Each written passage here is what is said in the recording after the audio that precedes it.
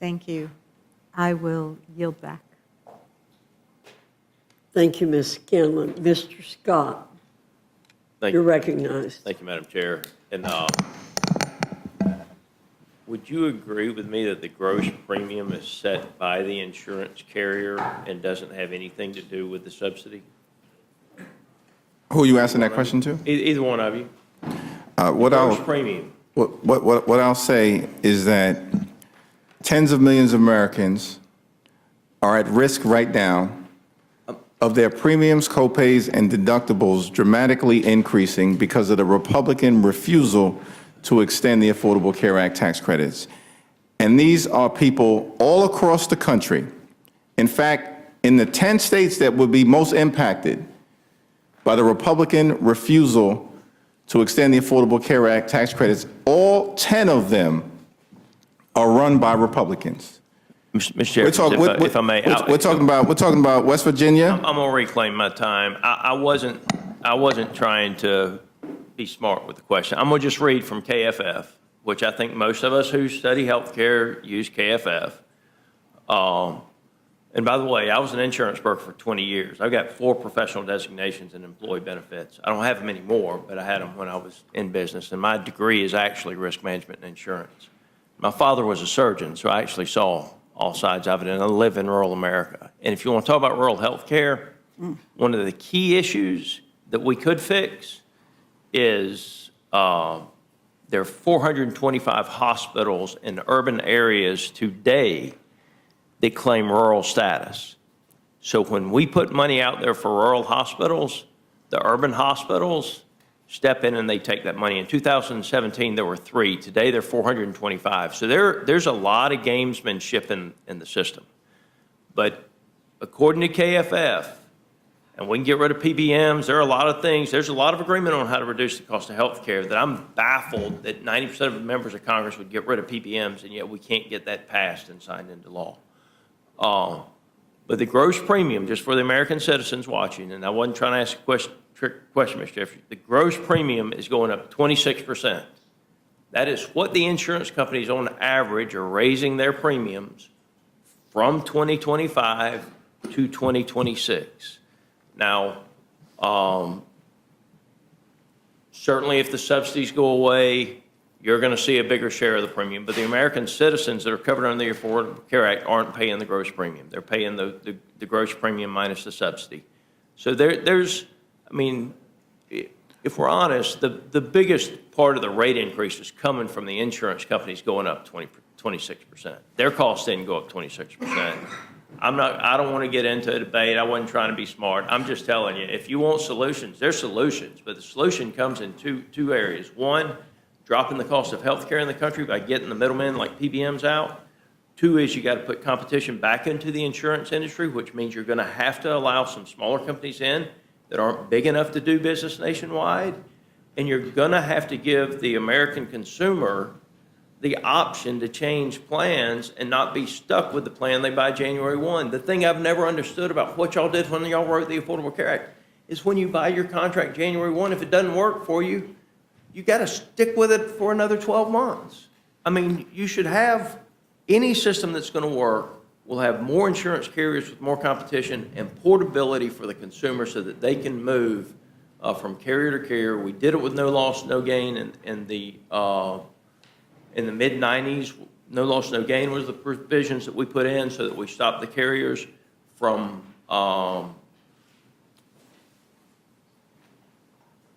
games they were playing, if you would, however you want to put it. We stopped the carriers from doing a lot of things they were doing with no loss, no gain.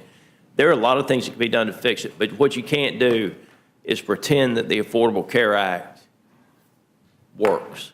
It just doesn't. It's going to have to be rewritten. Well, Representative Scott, when you get serious about rewriting it, Mr. Jeffries, I promise you, there's a lot of us that'll work with you. Well, I appreciate your observations, and I will say, listen, we agree on this side of the aisle that we need PBM reform. In fact, there was an agreement to engage in aggressive PBM reform until Donald Trump and Elon Musk killed that agreement. It was actually in Mr. December. Musk. Well, you know, It's not elected. It was actually Musk that was posted. Well, whoever it was, Republicans apparently decided to pull the plug on that PBM reform, so we agree. But Mr. Jeffries, you're from New York, correct? That's right. So I'm from Georgia. So I trust the Georgia state legislature to determine what our no loss, no gain or pre-existing conditions clauses and portability option should be. And so that's one of the things as we go forward that we'll be pushing for is flexibility at the states. I'll yield. It's getting late, but thank you for your time. Thank you, Mr. Scott. Mr. Neguse, you're recognized. Thank you, Madam Chair, and thank you, Leader Jeffries and Whip Clark. And I think you've eloquently described the stakes for the American people with respect to the health care crisis that Republicans have created. I have a particular question about a different provision of the CR, but before I do, I don't know if you care to expound with respect to Representative Scott's questions or anything you'd like to add. Yeah, no, I appreciate Representative Scott, raising the questions and giving us an opportunity to respond, unlike his prior colleague. And the thing that I would say is we agree there's a broken healthcare system in the United States of America, and we need to fix it. The problem that we confront right now is that tens of millions of Americans who are in open enrollment as we speak are going to see their health insurance premiums skyrocket to levels of unaffordability. That's the crisis that is immediately in front of us. These tax credits expire on December 31st of this year. And our Republican colleagues saw fit with great urgency to renew massive tax breaks for your billionaire donors on July 3rd of this year, while at the same time enacting the largest cut to Medicaid in American history and causing hospitals, nursing homes, and community-based health centers, including in rural parts of Georgia and this country, to close. And that is why we believe this is a Republican health care crisis that needs to be decisively addressed with the fierce urgency of now. And I couldn't agree more, Leader Jeffries. I want to talk about another provision that I described earlier as, I think, insidious. You and I, 4 years ago, Mr. McGovern, many of us were on the floor of the House on January 6th. There's a provision in this bill, this Payday provision, for 8 Republican senators connected to January 6th, and I suspect you share the same outrage that I have about it. I wonder if you and Whip Clark might talk a bit about it. Yeah, I'll yield to Whip Clark initially on it, and then we'll certainly have more to say. This particular provision would be outrageous in the best of times. To say that we are going to use our appropriations process to put in specific personal payments to 8 specific senators in relation to an investigation, this is guaranteed money, as our colleague from Georgia pointed out. It is outrageous. And I heard our colleague, and I appreciated his comments and his candor about it. But what struck me was his reluctance to act in this moment. This is exactly the moment where we are not Democrats or Republicans, we're Americans who have identified something wrong, a payout in a bill when Americans are waving their hands and saying, we're not making it in this economy, we're not making it in this system. We have to hold ourselves accountable. And if we cannot reject and demand that that get out and proceed quickly with our work, then I would question what you think you're doing here. I don't think we have heard a single person try and muster any defense of this payout that was snuck into this bill. And the fact that at minimum we're going to pay U.S. sitting senators $8 million while we dismantle health care for people, while they can't afford to buy meat and coffee and groceries, they can't afford their electric bills. I mean, what are we doing? What are we doing? We have to be able to say no to this. This is blatant corruption and payouts that were snuck in, and we have to do this now. There's no excuse in the world for not acting. Thank the distinguished gentleman for that question. It's extraordinary. And, you know, for the American people, it's important to understand. We're talking about a multi-million-dollar slush fund that is in this bill for 8 Republican senators who apparently believe they're part of the House of Lords, because that's something that would be done if you think you're a lord, not someone who is subject to the rule of law. That's extraordinary to me.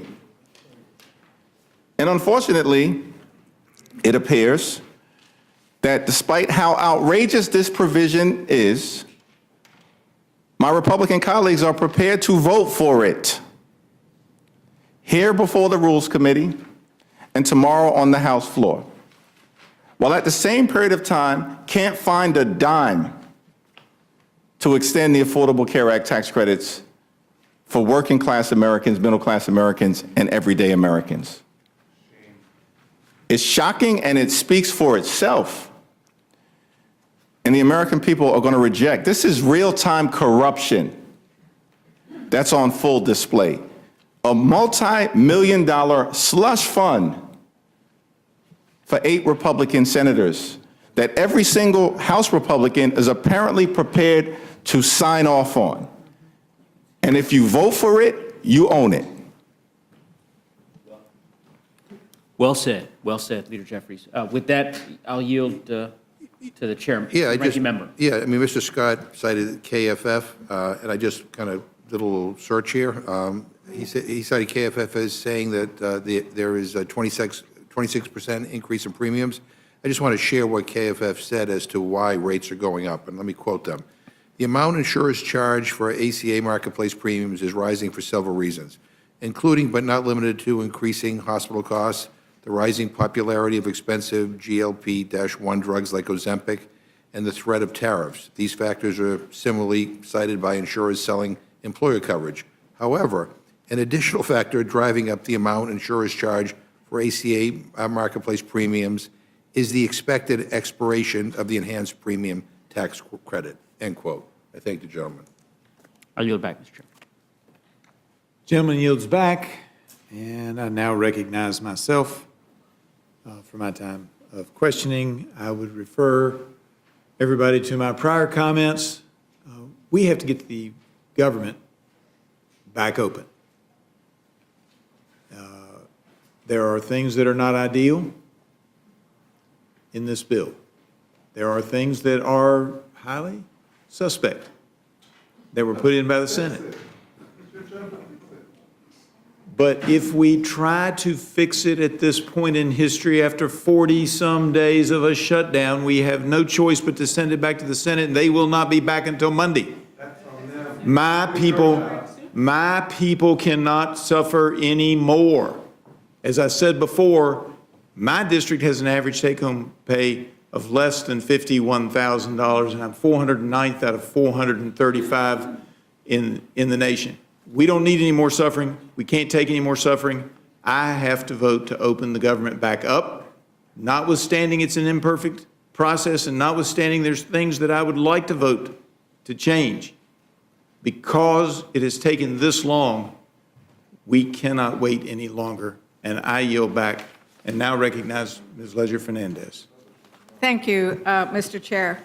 And, you know, Republicans keep saying, and placing, I think, what would be described as a false choice, which is what we just heard, that you cannot fund the government and extend the tax cuts. You cannot fund the government and remove that reprehensible provision, which I am calling a payola, and still move forward on funding the government. They have a choice. I have an amendment, and we will ask each of the Republicans on this committee, are you going to vote for millions and millions of dollars to go to those 8 senators and not a dime for enhanced tax credits for people's health insurance? And so I wanted to ask you, Hakeem, Leader Jeffries, also Hakeem, I wanted to ask you to, so I still go by Hakeem. Please check about Hakeem. So is it possible, like they have the power to do this? Why is it that they think that they cannot act? Because this is something that is possible. So I'd love for you to talk about this choice that they keep providing us that says we can't do that, we can't do this, we can't do that. Why can't we vote to fund the government, vote to extend the tax credits, vote to remove that horrendous provision? It is absolutely the case, and I thank the distinguished gentlelady from the great state of New Mexico for that question. It is absolutely the case that this corrupt provision can be removed and should be removed. It can be struck if the amendment is made in order here before the Rules Committee, the amendment that you are offering, the amendment that I know will be discussed and debated. No one can defend this provision.